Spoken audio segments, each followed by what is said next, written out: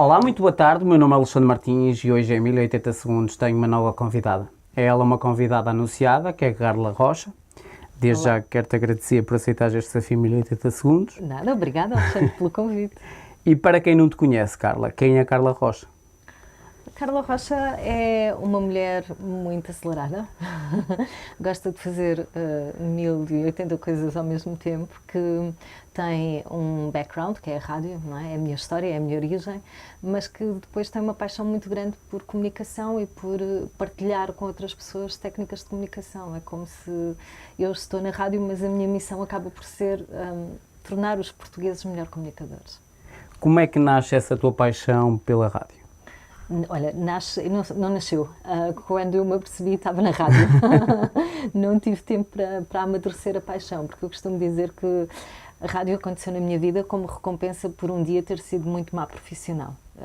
Eu trabalhava, tinha 16 anos, portanto isto dá-me algum desconto. Tinha 16 anos e escrevia para um jornal de Albufeira. E num domingo muito chuvoso eu deveria fazer a reportagem de uma prova de supercross. Só que fiquei a namorar.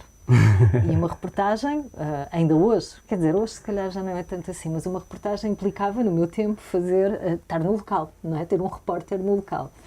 E o tempo passou e eu não fui à prova. A prova aconteceu e eu achei, quando de repente me apercebi que tinha um artigo para escrever e que não tinha material nem informação, o meu escape, uma mulher é sempre desenrascada, não é? Então o meu escape foi ir à rádio local da Albufeira e tentar perceber se alguém da rádio local, por acaso, esteve na prova para me dar informações para eu escrever a reportagem. Batota, não é? Isto é péssimo, eu sei. E pensar que hoje dou ética na universidade, dou cadeira de rádio e falo de ética na universidade. Mas então, eu vou à rádio, como não estive na prova, vou à rádio tentar perceber se alguém da rádio esteve lá para me dar informação a mim para eu poder escrever. E ninguém tinha estado lá, só que a pessoa que estava na rádio achou, eu costumo dizer, engraçou comigo e achou que eu tinha boa voz, não sei porquê. E no dia a seguir, convidam-me para ir no dia a seguir fazer um casting de voz, porque estavam a recrutar pessoas, supostamente. E eu fui e fiquei. Mas eu acho que aquilo era bluff, eu acho que não estavam a recrutar ninguém, era mesmo só uma tentativa de sedução. E acabei por ficar. E fiquei, foi desastroso. O primeiro dia foi desastroso. Lembro-me de não dizer nada de jeito ao microfone, de mexer em botões onde me tinham dito vezes sem conta para não mexer. Foi terrível. Mas porque me deram uma segunda oportunidade é que estou aqui. Isto com 16 anos. Sim, tinha 16 anos. Sim. Quando tu te viste a primeira vez a mexer na rádio, ou seja, e a vez que realmente a tua voz estava a sair do lado oposto, no rádio das pessoas, em casa, o que é que tu sentiste nesse momento? Pânico absoluto, e vontade de morrer ali, na hora.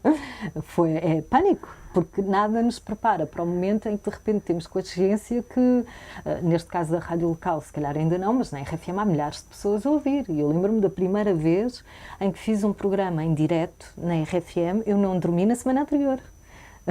Porque o pânico, eu sonhava, eu acordava sobressaltada com esta visão de dizer uma barbaridade e do outro lado ser a chacota, não é? Porque nós temos medo, é o maior temor da humanidade, é não fazer bonito, não é? É ser humilhado, é a humilhação pública.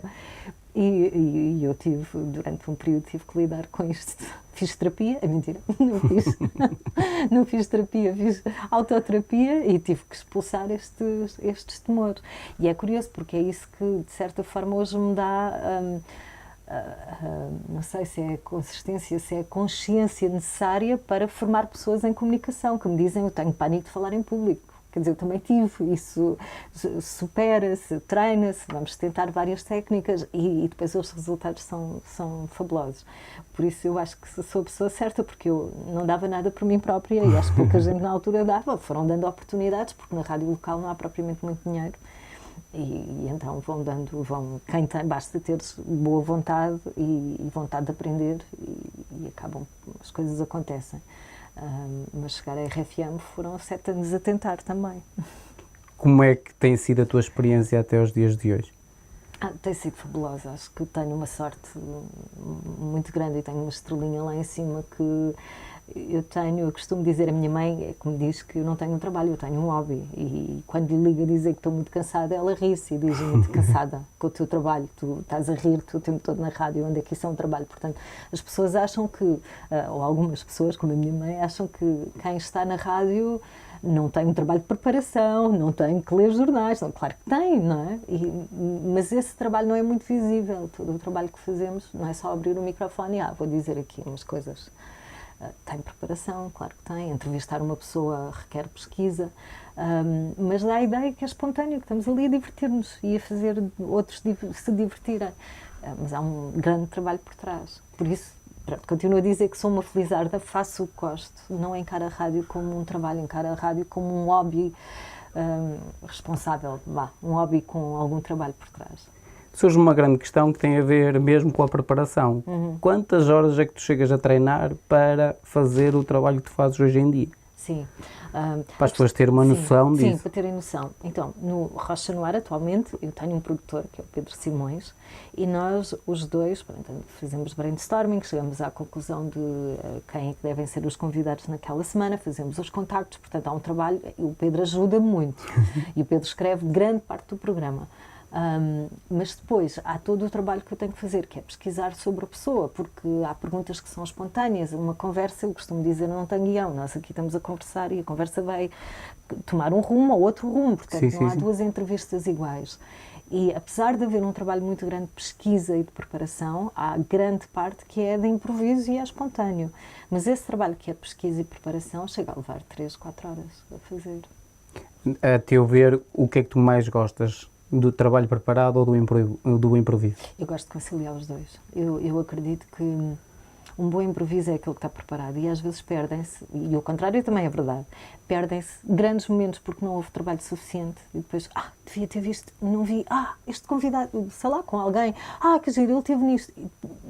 E aí chega à conclusão que com mais um bocadinho de pesquisa teria feito um programa ainda melhor. E o contrário também é verdade, que é, se estivermos muito presos a um guião ou às perguntas, há momentos que se perdem porque de repente estamos tão preocupados em fazer as perguntas do guião que não ouvimos o que a pessoa nos está a dizer. Portanto, tudo isto tem que ser bem conjugado, é uma questão de bom senso. Ao longo destes anos todos, qual foi a pessoa que mais prazer te deu a entrevistar? E porquê? Sim, é difícil, uma pergunta difícil, sabes, porque eu adoro pessoas. Eu acho que cada pessoa tem uma riqueza muito grande e o objetivo do Rocha no Ar, e o meu em particular, o objetivo do programa enquanto equipa, eu e o Pedro, e depois eu, porque sou assim, está-me nos genes, eu quero arrancar o melhor de cada pessoa. Portanto, as pessoas que vêm ao Rocha no Ar acabam por mostrar o que têm de melhor. E isso é fabuloso, porque também é trabalho nosso, não é? Enquanto entrevistadores, ter o dom ou ter a habilidade de tentar que aquela pessoa sobressaia. Portanto, os convidados que têm passado pelo Rocha no Ar têm mostrado o melhor de si. Por isso eu gostei de todos. Mas há recentemente duas pessoas de um projeto de solidariedade que me fizeram ver a vida de outra forma. Eles foram construir casas, depois do sismo do Nepal, foram construir casas para lá, 2 portugueses, que têm um livro agora editado, Volta da Manhã, e que nos mostram que tinham uma vida, tinham uma profissão, de repente o terremoto dá-se e eles decidem ficar e vão comprar 50 quilos de arroz da primeira vez, depois começam a construir casas e hoje em dia já não fazem mais nada e já passaram alguns anos, estão a construir bairros no Nepal e eles abrem-nos a visão e abrem-nos a perspectiva para de que forma é que todos nós não poderíamos, colaborando, não construir tem que ser assim, mais. mas construir mais e dar mais ao mundo que nós temos. Quem diz no Nepal diz aqui em Portugal, claro. Qual foi a pessoa que mais te ensinou na rádio e o quê? Eu tive muitas pessoas que felizmente me ensinaram na rádio, sabes? O Zé Coimbra, que foi a pessoa com quem eu trabalhei mais tempo, 10 anos, em que fomos uma dupla bombástica na altura, ninguém nos apanhava, ninguém nos agarrava, fizemos programas de rádio fabulosos e ainda hoje temos uma quantidade de gente que nos contacta e que nos segue e que eu encontro pessoas que nos dizem que adoraram esse período da rádio em Portugal, foram 10 anos. Aprendi muito com o Zé, aprendi em termos de disciplina, aprendi em termos de organização, em termos de profissionalismo, daquela pessoa que vive a rádio e tem a rádio no ADN e não há nada que seja mais importante naquela altura do que o programa que está a fazer e que põe uma paixão naquilo que faz, que dá gosto trabalhar com uma pessoa assim. Depois tive um diretor na Kiss FM, o Paul Buick, que tinha vindo da BBC e que foi a primeira pessoa que me deu noções da dinâmica da rádio, da estética da rádio, do quanto uma emissão deve ter dinâmica, deve ser viva, deve ser, cada vez que vais trabalhar deve ser uma festa. Pronto, e aprendi muito com ele e depois foi um estilo que eu vim identificar aqui na RFM. Portanto, estamos a falar de uma rádio, Kiss FM, no Algarve. Eu, quando passei da Kiss FM, passados uns anos para a RFM, eu costumava dizer que é a Kiss FM, se calhar com uma produção mais elaborada, com mais ouvintes, sem dúvida, mas as bases da Kiss FM estavam lá, entendes? Apesar, só que, claro, numa rádio mais massificada, mas estava lá. Nós fazíamos, levou-me a concluir que no Algarve fazíamos muita coisa bem. Algum dia te passou pela cabeça que irias a chegar à RFM? Sim, desde o primeiro momento em que meti isso na cabeça, eu achava que, por alguma ingenuidade também, mas eu sempre achei que ia chegar à RFM, é curioso. E levei muitos anos a conseguir e tentei, das formas mais loucas que podes imaginar, entrar na RFM. Mas eu tinha a certeza que era o meu objetivo de vida. É estranho. A teu ver, o que é necessário para ter sucesso dentro desta área? É necessário fazer bem a gestão entre a responsabilidade que é ter um microfone ou uma câmara à frente, ok? Temos que ter a responsabilidade. Temos que saber que não podemos abrir o microfone e dizer tudo de qualquer maneira, temos que saber que há um trabalho de preparação que deve ser feito, mas essa responsabilidade e essa pressão de saber que temos uma audiência à frente, seja ela de que forma for, não nos deve ofuscar, ou seja, devemos ser autênticos, devemos ser genuínos, a responsabilidade de ter um microfone à frente não deve escurecer a pessoa que somos. Entendes o que eu quero dizer? Porque às vezes temos uma responsabilidade tão grande e estamos tão em pânico de fazer alguma coisa mal que as coisas saem muito fabricadas e acabamos por ser autómatos, só a ler. E a rádio não é para ser lida, a rádio é para ser sentida, em última instância. Aquele comunicador é aquele que consegue sorrir com a voz, é aquele que consegue passar emoções com a voz, consegue contar histórias. Isso é fabuloso. Quando tu ligas o rádio e tens alguém a comunicar daquela forma, tu sentes que, pronto, é magia. Isto é o que a rádio deve ser sempre. E eu costumo dizer isso nas minhas formações de rádio, o peso do microfone não nos deve afligir a ponto de nos tornarmos outra pessoa que não nós. A teu ver, qual é a grande diferença entre a rádio e a televisão? A televisão tem imagem, tem o peso de eu tenho que estar sempre bem, tenho que ser maquilhada, se entre às 8 às 6 da manhã tenho que estar na cadeira da maquilhadora e é acima de tudo imagem, não é? Na rádio só temos a voz, portanto, só temos a voz, mas a nossa responsabilidade é criar imagens com a voz. Portanto, sim. É muito difícil. A rádio é uma grande escola e eu acho que as pessoas que vão para a televisão depois de passar por rádio saem muito bem preparadas. E qual é a grande diferença que tu vês dos últimos 5 anos em relação à rádio de antigamente?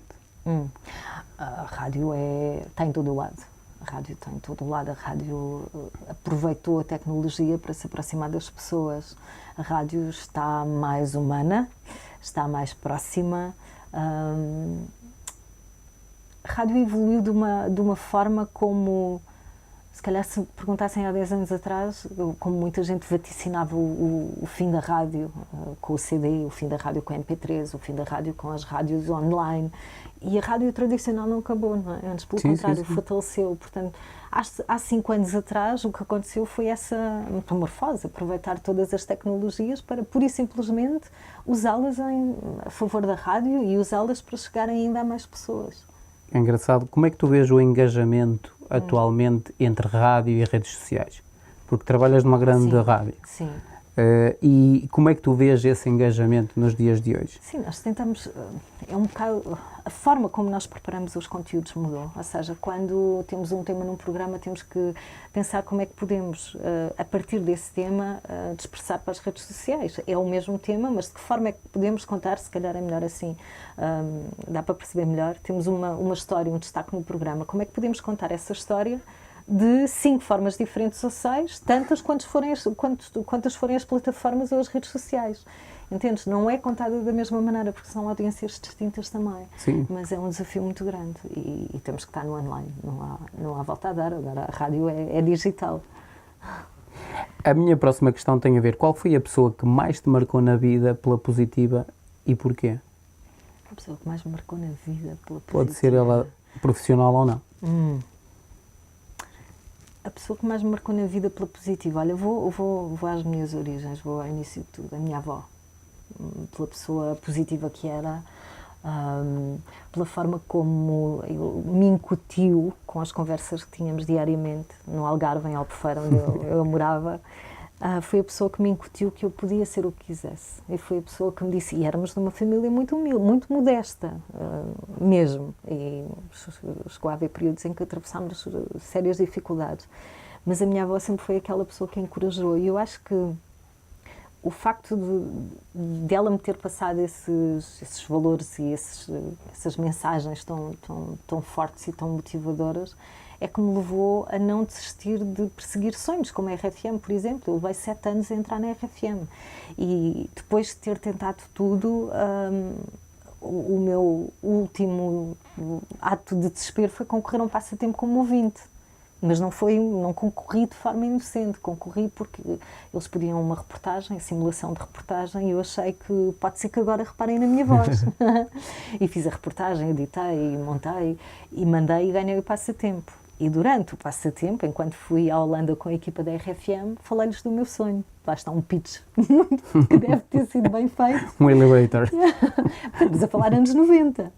E quando voltei, a equipa que foi comigo falou de mim ao diretor, que era o Pedro Tejal, na altura, disse-lhes que eu tinha o sonho de entrar na RFM e, passado poucos dias, estava no gabinete do diretor da RFM a ter a entrevista que me deu acesso à RFM. Portanto, não foi, vou tentar e conseguir. E hoje em dia eu tenho esta noção de que as pessoas desistem depressa demais. E muitas vezes quando as coisas estão a florescer. E muitas vezes quando as coisas podem nem estar a florescer, mas se calhar basta 2 passos. 2 passos a seguir já estão. Mas nós desistimos antes, é a ideia que eu tenho. E então a minha avó passou-me essa mensagem, nunca devemos desistir. Surge-me aqui 2 questões, uma que tem a ver com a tua avó, quais foram então esses valores que ela te passou, e a outra, se alguma vez te passou pela cabeça desistir. Todos nós temos momentos de altos e baixos. Eu não te vou dizer que foi sempre, achei sempre... Não, desmotivei várias vezes, não é? Desmotivei cada vez que mandava para cá uma gravação e não tinha resposta. Cada vez que me diziam, entregava uma gravação a alguém que me dizia que ia entregar ao diretor. Nós andamos a bater a todas as portas. Quando temos um sonho, é isso que nós fazemos, não é? Dependendo também da altura em que estamos e das possibilidades que temos ali à volta. Mas houve momentos em que eu achei que não ia conseguir, porque na altura havia vozes que me diziam, como há hoje em dia, para tanta coisa, que não ia conseguir e que não se vivia da rádio em Portugal e que não era possível fazer uma vida da rádio. Eu ouvi isto durante anos e anos. Milhentas vezes. E toda a gente tem essas vozes, e às vezes são vozes na família, às vezes são vozes que até dormem connosco. Não é? As pessoas mais chegadas, normalmente. São as pessoas mais chegadas que dizem isso, nunca vai acontecer. E sim, os valores que a minha avó me passou foi precisamente o contrário, não? Tu deves lutar, não deves ouvir as pessoas que te põem para baixo, ouve aquelas que te querem bem e que te põem para cima, porque acho que te querem bem e põem para baixo também, não é? E estamos a falar de uma mulher que casou aos 70 anos com o primeiro namorado. Aos 70 anos.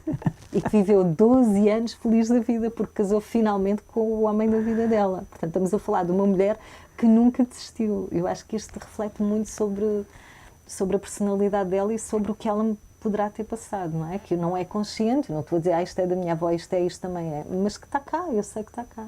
Qual foi o momento mais bonito que tiveste com ela? Não sei, acho que foram tantos. Acho que foi, lembro-me de um dia, é mais aqueles que eu tenho memória, não é? Porque a minha avó morreu quando eu tinha 17 anos. E lembro-me de um dia ter chegado a casa muito triste, porque eu tinha estado a brincar na casa de uma amiga no dia anterior e desapareceram umas chaves. E o pai e a mãe vieram bater à porta e o pai era da polícia, aquelas coisas que se fazem aos miúdos que hoje em dia não têm. Dessa minha amiga e me dizer que eu tinha roubado as chaves e que se eu não apresentasse as chaves no dia a seguir que ia presa. E eu cheguei ao pé da minha avó a soluçar, porque eu não tinha roubado as chaves, eu não tirei nada daquela casa. E ela apoiou-me nesse momento. Eu lembro-me de sentir uma angústia e uma mágoa muito grande, porque nós, com 6, 7 anos, as coisas são peladas, não é? E eu não estava a imaginar mesmo presa. E ela é que me sossegou. Eu lembro-me desse momento porque foi vivido intensamente e porque é daqueles que ainda tenho memória. E acreditou em ti naquele momento? E acreditou, sim, incondicionalmente. Sim, e eu estava inocente, não tinha mesmo tirado. A minha próxima questão, eu por acaso já tive uma pessoa na família que lhe aconteceu mesmo e o pai, para castigá-la, em frente à pessoa, meteu a mão no fogão da pessoa e depois... Meteu a mão da pessoa no fogão? Da filha? Sim. Só que entretanto depois a vizinha veio dizer que apareceu a peça e a pessoa não tinha nada a ver com a situação. Que horror, esse pai deve ter levado... Ficou com aquela marca na cabeça porque tipo, vou-te castigar porque não se deve fazer isto, mas depois fica aquela coisa de eu castiguei-te sem ter razão. Meu Deus, sim, a marca dele é muito pior que a dela. Se ficou alguma na mão, a dele por acaso é pior. não, foi tipo... Que horror. Ora bem, a minha próxima questão tem a ver com superação. Ou seja, é um momento que não estás agarrado a ele, é um momento do passado. E qual foi o momento mais difícil que tu tiveste na tua vida que te fez crescer? O objetivo desta questão é um passo que tenhas que ter dado atrás para a seguir dar 2 ou 3 à frente. E eu vou-te explicar porque é que coloco esta questão. Porque muitas vezes há pessoas que estão a ver o projeto e com a explicação dos nossos convidados, às vezes conseguem superar eles um momento que está a acontecer com eles. E daí a minha questão, não ser um momento de agora, um momento do passado. Ok, então, sim, tenho presente. Nos períodos mais conturbados da minha vida, os períodos mais conturbados foram aqueles em que eu mais cresci, porque na adversidade tive de tentar encontrar formas de superar aquele momento, ainda que tivesse que enfrentar medos. Vou dar-te um exemplo muito simples. Eu tinha pânico de falar em público. Pânico. Mesmo. Eu tinha, aliás, vê-se a história que eu contei da rádio.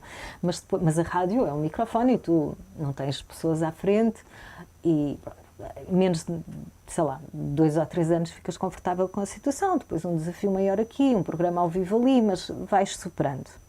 Mas uma audiência à frente eu não tinha, ok? Sim, sim. A partir do momento em que eu decido dar formação na área da comunicação, eu achei, agora, Carla, vais ter que acabar com essa frescurite, porque vais ensinar pessoas a comunicar. Portanto, supera o teu medo. Então, quando deixei de fazer o café da manhã, fui para um curso intensivo nos Estados Unidos, ainda hoje ainda vou todos os anos, aprender com os melhores profissionais do mundo. E são essas técnicas que eu aprendo lá que eu trago para cá. Mas primeiro tive que fazer o meu trabalho interno de eu vou ultrapassar este medo. E agora não é medo que sinto, é uma gratidão enorme por ter uma audiência de 500 pessoas à minha frente que vieram ali ouvir. É um privilégio, fico arrepiada de emoção, já não é pânico e vontade de fugir. Mas é um caminho que se tem que fazer. És de acordo com aquela velha máxima que nos Estados Unidos chega-se a ter mais medo de comunicar em público que propriamente morrer? Sim, há listas, há uma lista de quais são os maiores receios da humanidade, do David Walchinsky, em que o medo da morte aparece em 9º e o medo de falar em público em 1º. Portanto, as pessoas mais facilmente querem morrer do que ficar à frente a uma audiência. Porquê é que achas que é importante aprender com os melhores? Porque nos dão segurança, porque humanizam, porque nos dizem, e eu tive muitos que me deram força por isso, que passaram pelo mesmo. que morriam de medo, que caíram muitas vezes, que voltaram a levantar-se e que superaram. E nós não estamos só a falar em termos de falar em público, noutra área qualquer. Nós temos falta, nós valorizamos muito e ainda bem as vitórias, mas é importante passar na sociedade, para as camadas mais jovens ou mais velhas, a ideia de nós temos que falhar muitas vezes para ter sucesso. E não tem mal falhar, não tem mal falhar. E ao partilhar, quando estamos numa sala e todos partilham os seus falhanços, nós percebemos, espera aí, há aqui um terreno, há um padrão, há aqui um terreno comum. Porque tendemos a achar que não, aquela pessoa, por exemplo, no caso da comunicação, nasceu a comunicar, é um comunicador inato. Depois falamos com a pessoa e não é nada assim. E é isso que é preciso desmistificar. Mas quem diz na comunicação diz noutra área qualquer. Sim. Primeiro que uma pessoa chegue... Para ter uma carreira de sucesso temos que falhar muitas vezes. E não tem mal. Até porque a maior parte das pessoas que foram bem-sucedidas ou são bem-sucedidas, a maior parte delas passaram por um momento muito difícil para começar a subir a seguir. Na adversidade é que se encontram as forças, não é? Algum dia te passou pela cabeça qual é o sentido da vida? Eu acho que cada um compete a cada pessoa descobrir o sentido da sua vida. Acho que é muito pessoal. No meu caso, eu acho que é ajudar outras pessoas a revelarem aquilo que têm de melhor, a comunicarem o que têm de melhor. Esse é o meu sentido. Se tivesses a possibilidade de parar uma pessoa, fosse ela qual fosse, nesta azáfama que existe, nesse stress do dia-a-dia a nível mundial, quem seria e qual a questão que lhe irias colocar? Se tivesse a oportunidade de falar com ela? Durante 10 segundos. O Papa Francisco. E qual seria a questão que lhe colocava?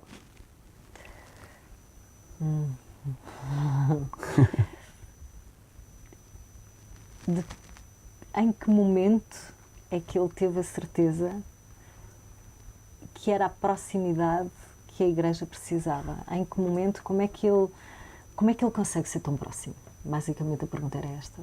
Como é que ele consegue ser tão próximo das pessoas? De todos os credos.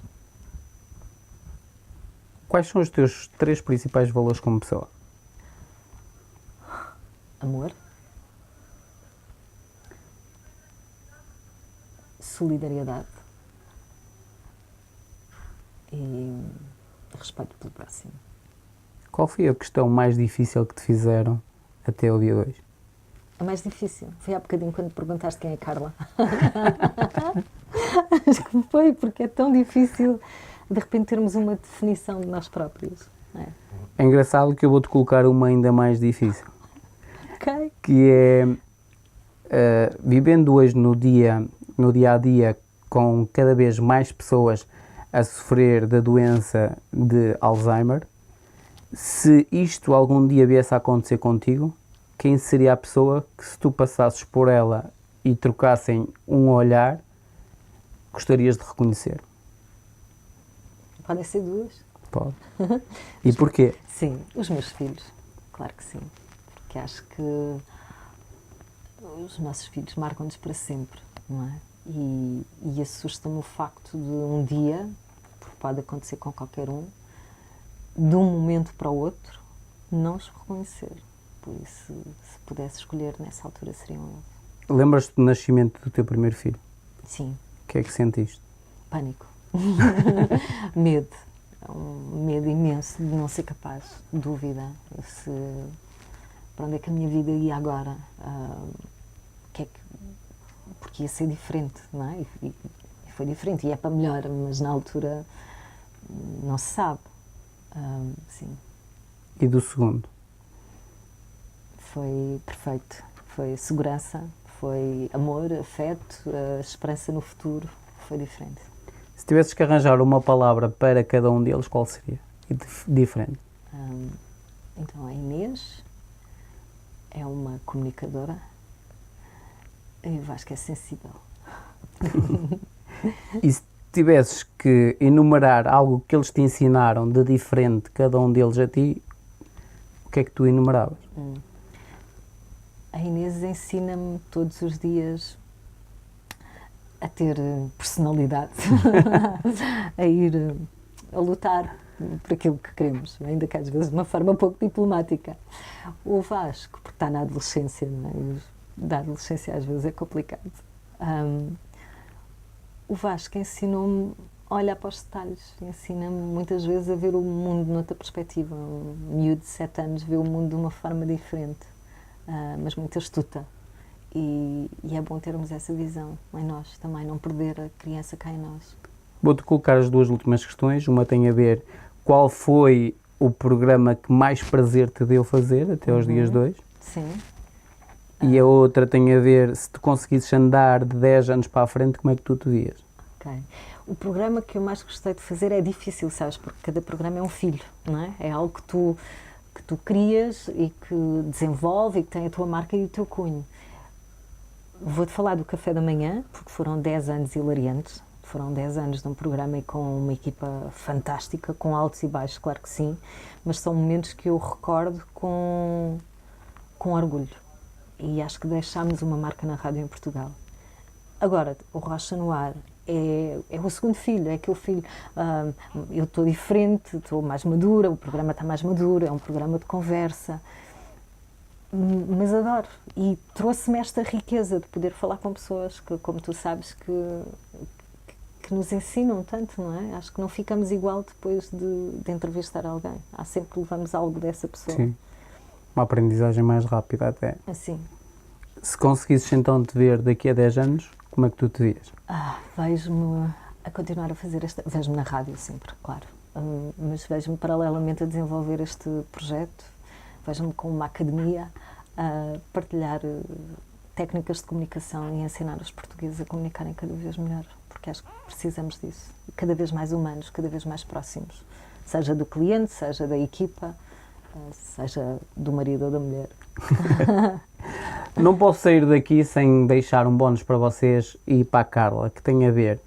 Treinando tu com os melhores do mundo, qual é a grande diferença que tu vês entre eles e o mercado português? E depois, a segunda tem a ver com pessoas que estão a estudar esta área. Ou seja, quais seriam as dicas que tu darias às pessoas que estão a pensar seguir esta área? Okay. Treinar com os melhores do mundo, que são, eu acho que os americanos são mestres na arte da comunicação. Eles falam com o coração, eles não sentem reticências como nós em contar uma história pessoal, por exemplo, num determinado contexto, se essa história tiver a ver com o tópico que estamos ali a discutir. E nós ainda nos fechamos muito. Portanto, a diferença, essencialmente, é uma diferença de mentalidade, que nós ainda achamos, não me vou expor. Mas quando não nos expomos, não tem que ser muito, não nos revelamos, não criamos esse vínculo, porque de certa maneira não humanizamos aquilo que estamos a comunicar. E ainda há um trabalho para fazer aqui. Há, acima de tudo, um trabalho de mostrar o antes e depois. Então, agora a apresentação que vai fazer é assim, mas se introduzir uma história, por exemplo, vai ficar assim, o que é que gosta mais? E as pessoas, quando percebem a diferença, optam pela comunicação mais humana. Claro. Aí ainda há trabalho a fazer. E emocional. Sim, é uma comunicação mais emocional. Eu acho que nós somos muito lógicos, apresentamos muitas estatísticas e gostamos de apresentar muitos dados, gostamos muito de ler, o que também nos deixa... Não cria apelo, não é? Com quem está a ouvir. É diferente ter uma pessoa que está a conversar ou uma pessoa que está a ler. E pronto, em relação a essa questão é isso. Depois a última questão. Tem a ver com quais seriam as dicas que tu darias às pessoas que estão a pensar a seguir esta área? Não deixem de aprender, não deixem de fazer formação nesta área, porque é fundamental e as escolas, infelizmente, ainda não têm um programa de formação com técnicas para falar em público, com técnicas para fazer uma apresentação, como dirigir uma reunião. Não deixem de investir nesta área das soft skills, que dão competências de comunicação e de liderança, porque é fundamental. Foram 1080 segundos com a Carla Rocha. Se quiserem colocar alguma questão é muito simples, basta enviar um e-mail para esc@1080segundos.com. Irei direcionar esse e-mail à Carla Rocha. Com todo o gosto. E será ela a própria a responder às vossas questões. A ti só tenho a agradecer por este momento. Obrigada. A vocês gostaria que comentassem, partilhassem, dessem feedback sobre o vídeo.